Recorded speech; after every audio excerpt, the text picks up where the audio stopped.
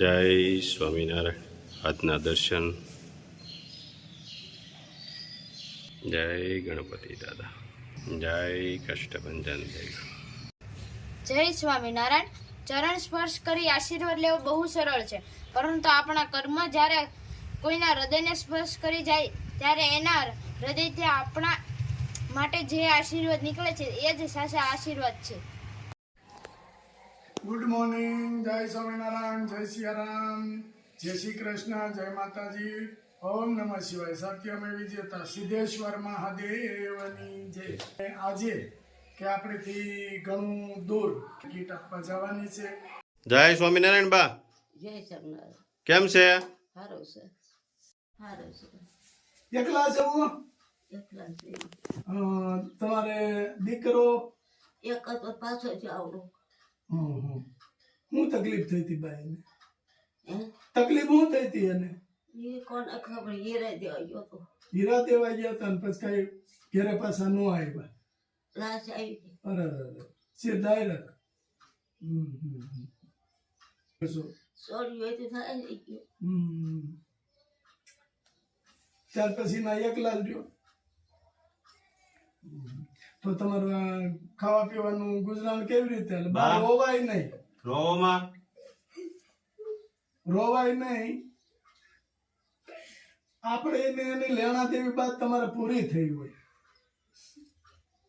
તો જ આવું થાય ને. ઈશ્વર ગતિ છે બા તો, અને એક દિવસ જવાનું જ છે બધાને ઈ માર્ગે. જવાનું છે તે બરોબર. દુઃખ લાગે, માને દુઃખ થાય જ બા, ગમે એવડો દીકરો હોય. અને તમારે તો નાની ઉંમરમાં ભાઈ વિયા ગયા એટલે તમને વધારે થાય, પણ આપણે એની પાછળ આહુડું પાડીએ ને એ જીવ દુઃખી થાય બા. એટલે એની પાછળ આહુડું નહીં પાડવાનું, ભગવાનને પ્રાર્થના કરવાની કે મારો દીકરો જ્યાં હોય ત્યાં એના આત્માને શાંતિ આપજો, એવી પ્રાર્થના કરો ભગવાનને. રોવો ને તો એ જીવ દુઃખી થાય. અને એ તો આપણે શાસ્ત્રોમાં લખેલું જ છે ને કે કોઈ પણ મૃત્યુ પામ્યા હોય એની પાછળ રોઈ તો જીવ અતિશય દુઃખી થાય છે. એટલે રોવાય નહીં. ગુજરાન તમારું કઈ રીતે અકાવો છો? બસ જાય તે કહો. નાના મોટું કામ કરવા થાય છે તમારીથી? હવે નથી ઉજાતી. થાય નહીં તો ક્યાંથી કામ થાય? કામે જવું જ છે બાને, પણ જે કામ થતું જ નથી તો કઈ રીતે કામ કરે? કાંઈ વાંધો નહીં બા, ભગવાનની દયાથી જો તમારા માટે અમે બધું લાવ્યા છે.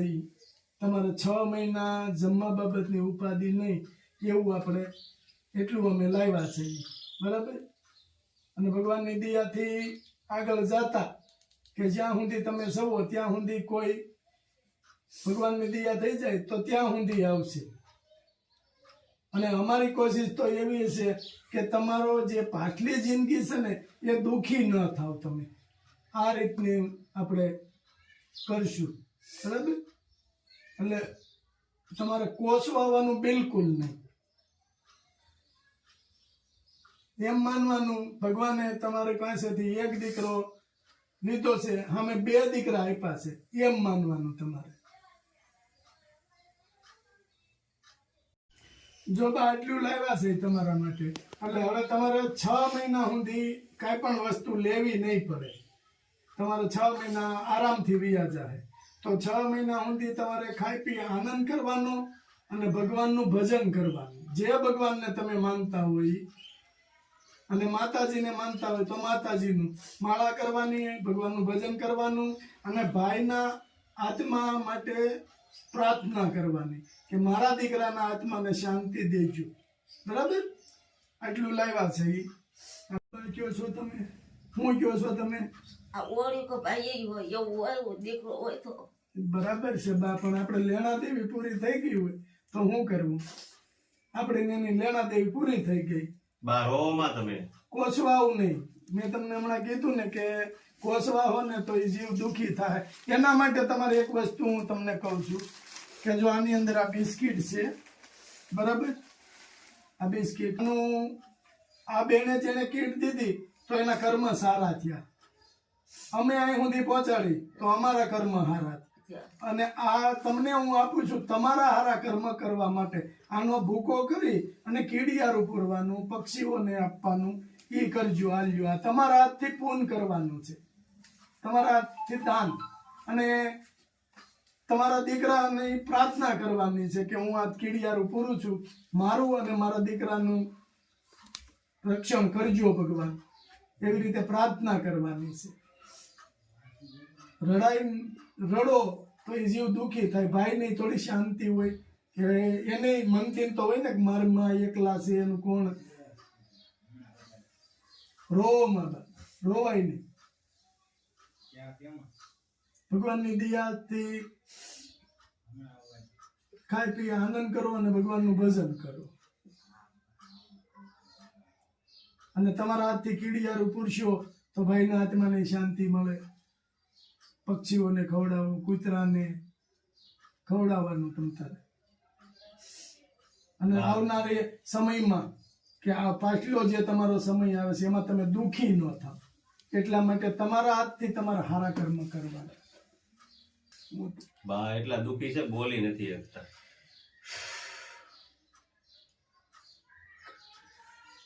દુઃખી ન થવાય બા. જે જીવ ગયો છે એની પાછળ કોઈ દિવસ દુઃખી નહીં થવાનું.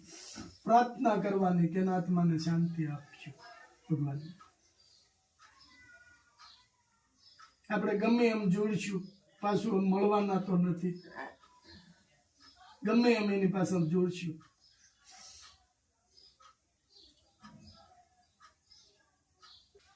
બા આ ગીત લંડન થી ઉષા બેને આપી છે, એમને આશીર્વાદ આપો. બાનું અહીંયા ભરાઈ ગયું છે. બા આશીર્વાદ દે છે ઉષાબેન ને કે ભગવાન તમારું સારું કરે અને તમને ખૂબ આગળ વધારે. આવી જ રીતે અમારા ગરીબ માણસની તમે સેવા કરો છો અને તમને ભગવાન ખૂબ આગળ વધારે અને હાજા નરવા રાખે. એવી રીતે બા આશીર્વાદ દે છે. બરાબર ને બા? બાનું અહીંયા ભરાઈ ગયું, બોલી નથી એકતા બિચારા. દુઃખ છે ને. અને એ જુવાન દીકરો જેને ખોયો હોય એની માને ખબર હોય કે દીકરો ખોવાનું દુઃખ શું છે એમ. એમાં ટેન્શન નહીં લેતા. ભગવાનની દયાથી તમારે આટલું હાલ છે ત્યાં કોઈનું કોઈ ગઈ રહે એટલે તમારે ખાવા પીવાની ઉપાધિ બિલકુલ નથી કરવાની. બરાબર? તમારું ધ્યાન રાખજો. આ ચોમાસાનો સમય છે, બહાર બહુ ઓછું નીકળવાનું. કંઈક પડી ગયા હોય તો તકલીફ થાય એટલા માટે. બરાબર? હાલો બા, જય સ્વામિનારાયણ. Hey!